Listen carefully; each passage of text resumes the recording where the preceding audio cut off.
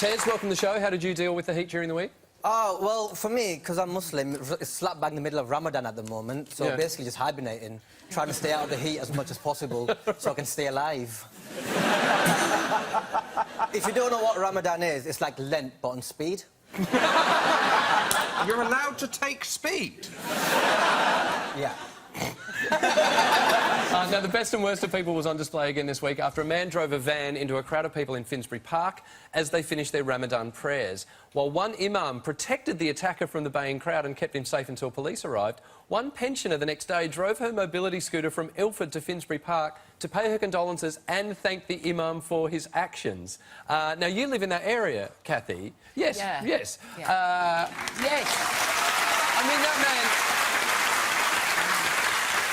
Let's be honest, the imam said, I'm just doing what I'm supposed to do, but he's the hero of the week as far as I'm concerned. I totally agree. I think it's great because, I was just about to go to sleep. Yeah. I'd sent my lover home and... Can I say you did not pay for my bus fare? But I was just about to drop off, and listen, there's always helicopters and sirens, and that's London, you know? Yeah. But it just was going on and on and on, and I thought, crumbs, there's something afoot. Yeah. And, Show me age, something... I didn't realise we'd booked Sherlock Holmes. But anyway, no, and then, of course, they turned on the news, and it was like, oh, my goodness, you know, this is happening again. It's just relentless at the moment. It feels relentless, you know. Tez, how did you feel after that attack? Whenever something happens bad that's on the news, that's like stops every other type of news happening, whether it's like a terrorist attack or something like that, my first thought is, oh, please don't be Muslim. And then this one, it was, well, the Muslims were the victims, and it was really scary because, like, if Tell Mama are an organisation that record hate crimes against Muslims, and they've seen an exponential rise in hate attacks against Muslims over the last few years. And interestingly, a lot of those attacks, they're happening all over the country, and a lot of them are by men against visibly Muslim women.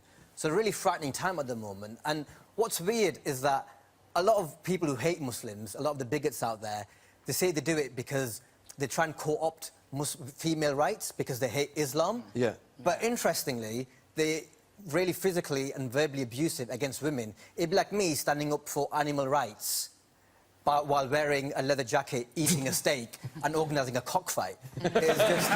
Well, I felt... It was weird because when it happened, I felt angry because I thought, well, this guy doesn't represent me and I want people to know that. And then I kind of started to think, holy shit, what are the reprisals going to be like? And then realised, that must be... Is that what you feel like whenever it's someone who claims they're doing it because of ISIS? Yeah, because I hate ISIS. Every Muslim I know hates ISIS. Like, ISIS do not represent mainstream British Muslims. Like me, in the same way that Darren Osborne, who did that earlier this week, doesn't represent white people, in the same way that football hooligans don't represent David Beckham or the Daily Mail don't represent journalism. Yeah.